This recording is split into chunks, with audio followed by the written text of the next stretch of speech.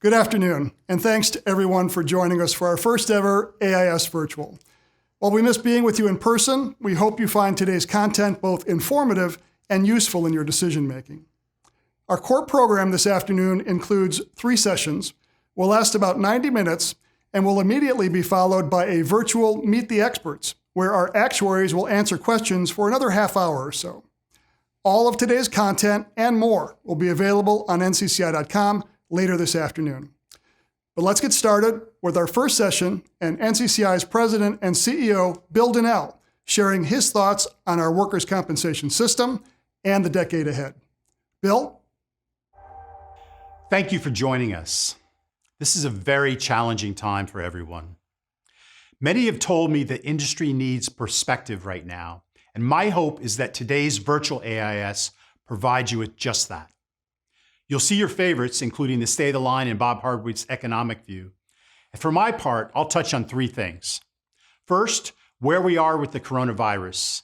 Then, a brief look at the performance of the line. I acknowledge that it's changing every day, but looking at past performance will help drive one of my key messages for today. And we'll summarize some of the critical issues in the workers' compensation system as we kick off this new decade. If we've learned anything during these past few months, it's the importance of being prepared. I'm reminded of this quote: "Things take longer to happen than you think, and then they happen faster than you thought they could." Well, that's never been more true than in this moment. The future always seems to be somewhere way out there in the distance until suddenly it's here. In the past, pandemics always seemed to happen somewhere far away, and a recession would be well into the next year. And then suddenly, the world seemed to change overnight. We have to be agile and respond. 2020 is a pivotal year. So I want to spark your thinking about today, but also about the decade ahead and the challenges that we face together. COVID-19 has touched all of us, but especially those who have suffered with the illness or those who have lost their jobs. Workers' compensation is being tested as never before, but we should not lose sight of the fact that our system is strong and resilient, and I remain confident that we will rise to the challenge before us. During the past 10 weeks, I've spoken with dozens of industry stakeholders. They're concerned about rapidly expanded presumption laws and their unknown impact on loss costs. They feel the reverberation of the economic shockwave, and they're looking for solutions for paving the path to recovery. However, without exception, they remain committed to the mission of our system, to create and maintain safe workplaces, and to be there for injured workers, their families, and the employers who depend on them. At NCCI, our focus is on keeping our operations strong, our employees safe, and bringing valuable perspectives and education on the most critical matters. I'm very proud of our employees. They have adapted and they've demonstrated incredible resilience through this crisis, and they've never lost focus on serving our stakeholders. Our COVID-19 Resource Center at ncci.com has had thousands of hits. We recently published an economic briefing to help you understand short-term and downstream impacts of the crisis. And we developed and shared financial modeling to help illuminate the potential costs of presumption proposals and other changes to the system. This work is built using the hallmarks of all NCCI research. It is data-driven, it relies on superior analysis, and it's intended to promote constructive, vigilant dialogue. At a time when we're seeing widespread speculation, taking a data-driven approach sets this work apart. Now let's look at the industry performance for 2019. Yes, the financial realities have changed from year end, but here's the important point. Our system enters this crisis from a position of strength. Our workers' compensation system had another solid year and finished financially healthy at year end 2019. However, we all know that we must respond to an array of COVID-19 claims.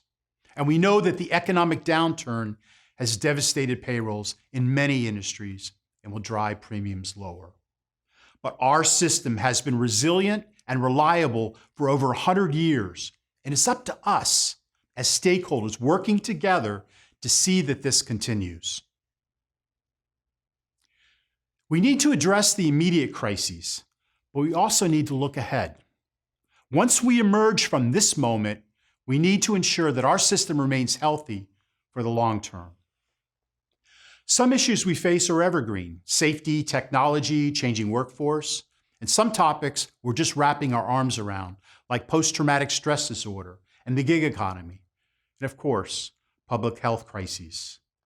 And so today, we'll consider just a couple of the key questions for the next decade. Our first question: what are the odds healthcare looks the same in the next 10 years? Or what about 5 years, or even next year? This is a Captain Obvious question, right? Particularly after what has transpired these past 10 weeks. But we must think about it. There are a lot of ways that healthcare could change, technologically, economically, socially, all of these. But make no mistake, as goes healthcare, so goes the medical component of workers' compensation. We're just a fraction of the bigger picture. If we're going to stand out and be successful, we need to be modern, efficient, and easier to do business with.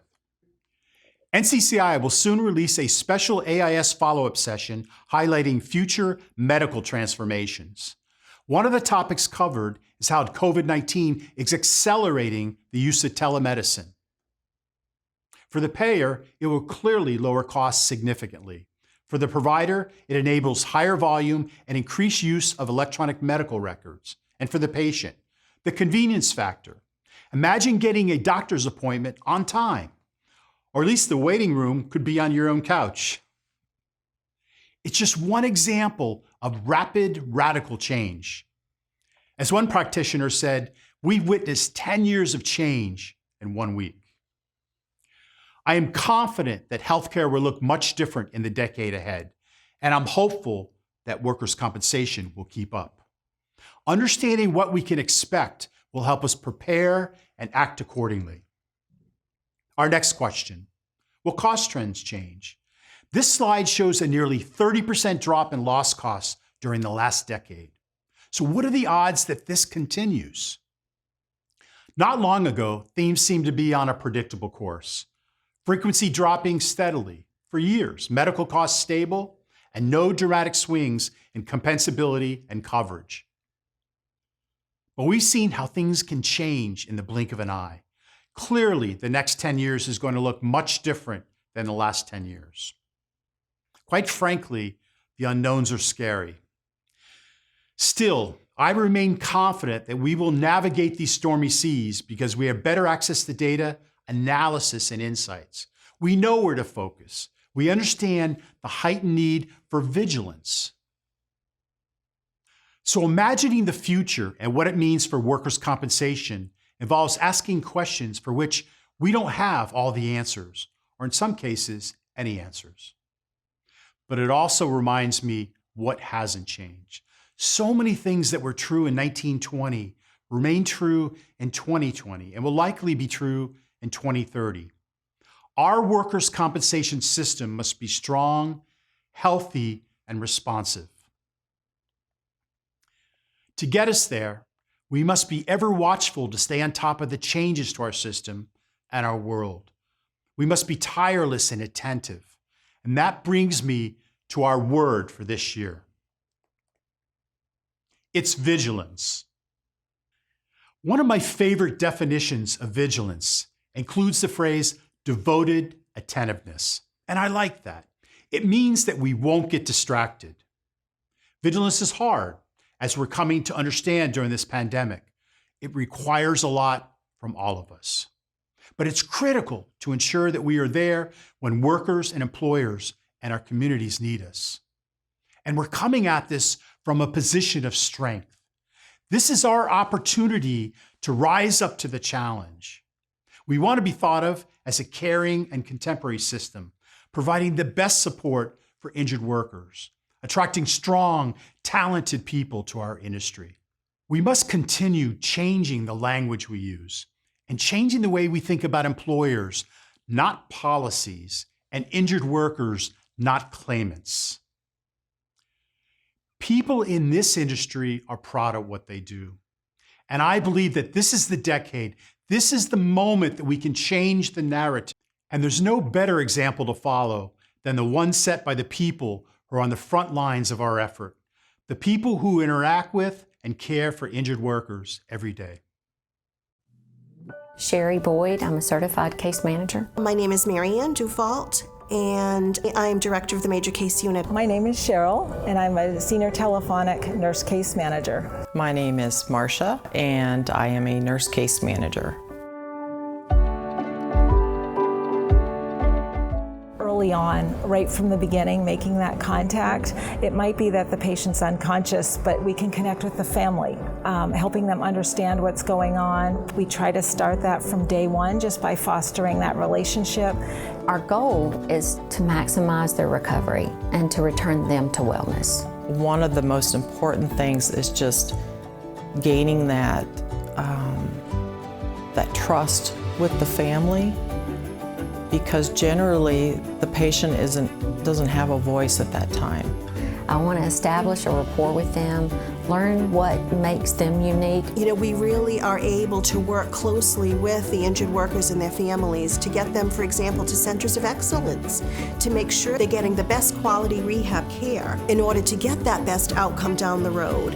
I like to be available to my injured workers and to their families. They have a lot of questions, and sometimes those questions they don't come up between 7 and 3:30, Monday through Friday.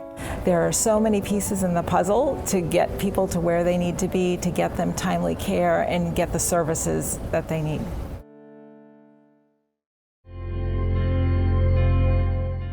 When you see someone in a wheelchair or you see someone with a prosthetic that has an amputation, to just remember that they're people with feelings and passions and desires. He's a human being, he's a father, he's a soccer coach, he's a farmer.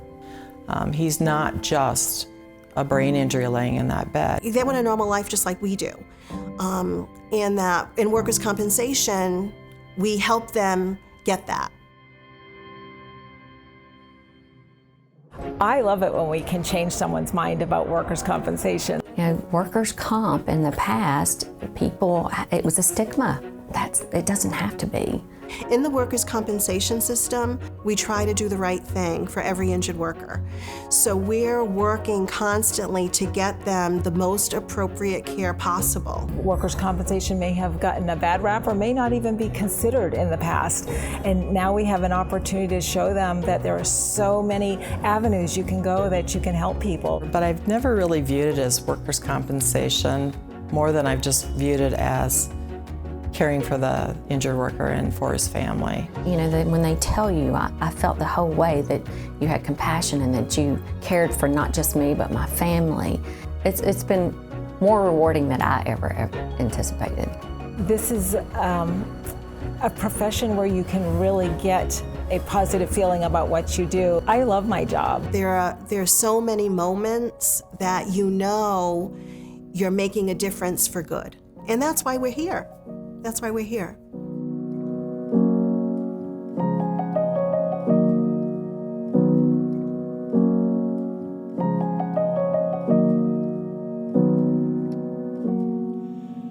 So you can see why I feel strongly about our ability to change the narrative for workers' compensation. We're in a strong position to deliver for our stakeholders when they need us most. Thank you for your resilience. Thank you for caring, and thank you for being part of this important work we do together. And I look forward to seeing you in Orlando next year.